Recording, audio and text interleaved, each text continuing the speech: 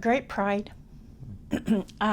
And you understand when you work for the Forest Service that I understood it at Job Corps and I understood it throughout my career. You're working on things that don't happen overnight. You're working on long-term, large scale, whether it's improving a person's life, if it's helping people with their livelihood, making their health better, protecting the resources that are becoming more scarce every day, trying to keep things more in balance. You realize it's that long haul. And so many things that I started, I never saw finished, but I'm seeing finished now. And so I still have pride in those things because I was there when. I knew it when. And I have great pride at my retirement. They gave me a Forest Service flag that flew over all the district offices and means more to me than anything. So I end up being proud of my body of work. For whatever it was to anybody else, I don't know. And it doesn't matter. But for me, I'm very proud. An anchor. You know, an agency that has a mission and it has people that truly are anchored in that mission and doing their part, you know, and minimized wrestling and maximized teamwork,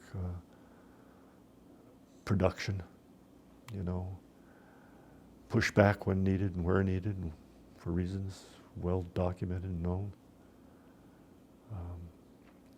Again, it's that kind of that,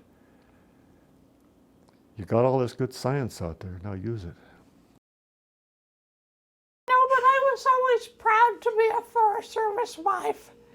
And Ed was really proud to be a Forest Service person. And he and his buddies were lucky, and they've talked about it, because they were in the Forest Service when it was at its absolute peak. These guys were dedicated. They loved the outfit, they loved what they were doing, and they cared to do what was best. So that was a wonderful job to have. So if you were a wife to somebody like that, you know, you appreciated it.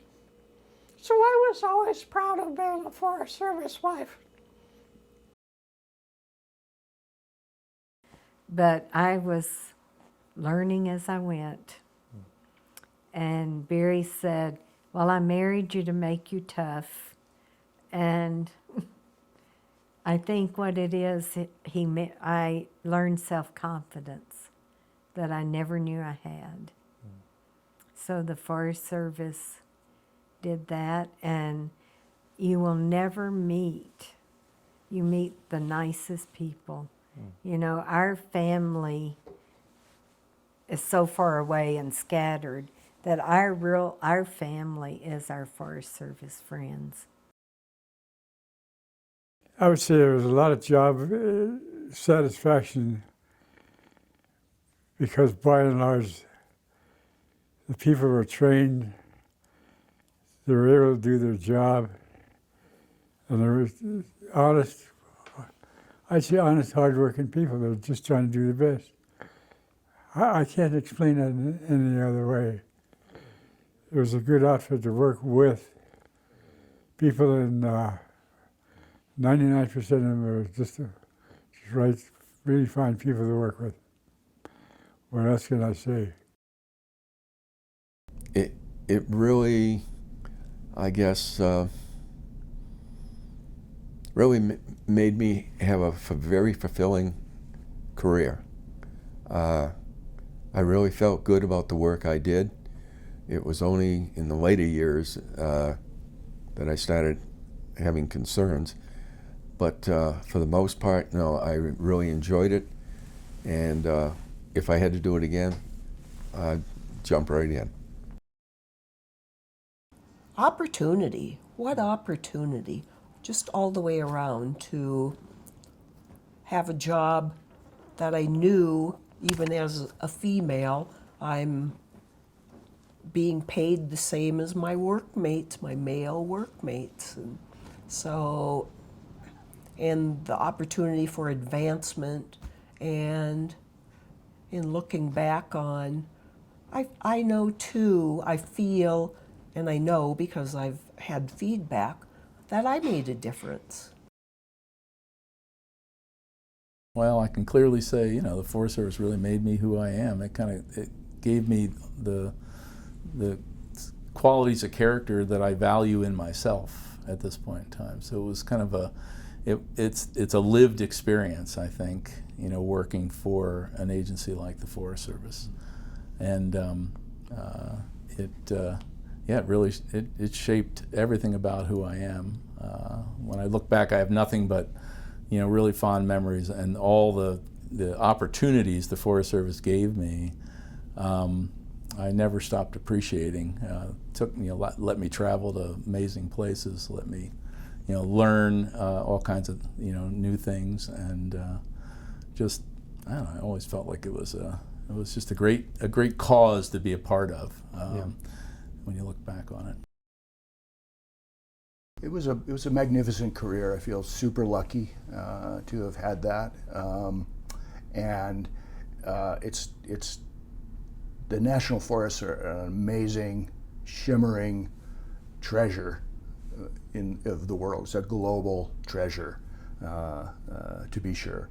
A huge amount of acreage, incredible resources, incredible beauty, and the Forest Service does its best to kind of look after that, and it's a very big stewardship challenge and job, and generally the Forest Service does okay. You know, they're subject to some of the foibles of all large organizations and government, but people in the Forest Service are inspired by the land, and inspired by each other, and inspired by the common purpose of taking care of these beautiful places. And I think that makes it a very special kind of job, and different from other natural resources jobs where you don't so much have a land base. You'd say more of a regulator or something. And yeah, it's a great organization. I love the Forest Service.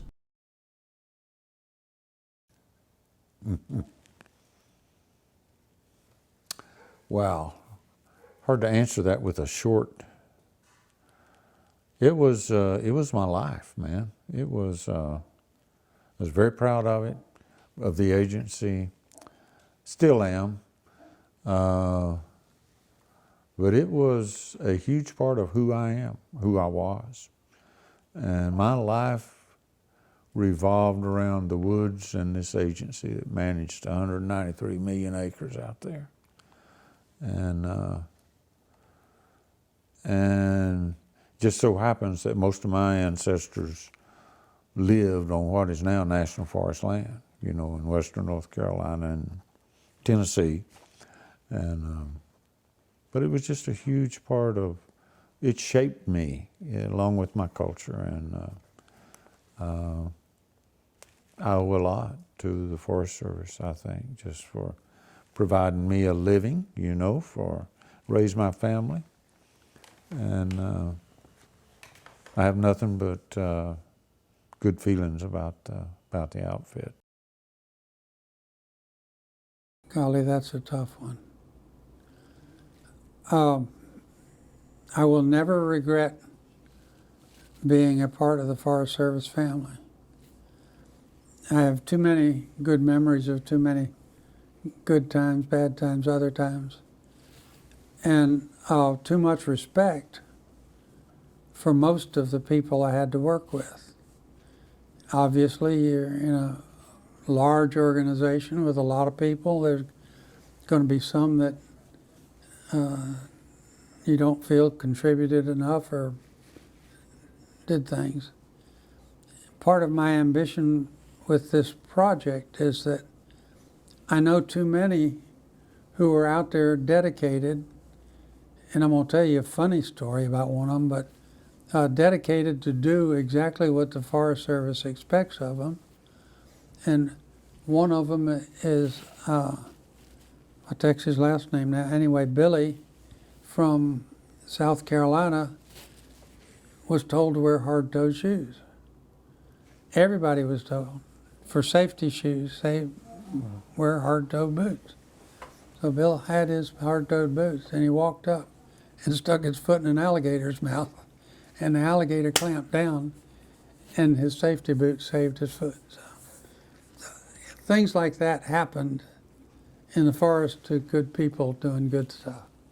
Right. And most of the people I knew were of that order. The other side of that is I greatly believe in the aides and technicians that are just like some of other unsung heroes that got things done. They did it every day. And the technicians that guided me through prescriptions and through fire evaluations, that kind of thing, were totally invaluable. Well, I think the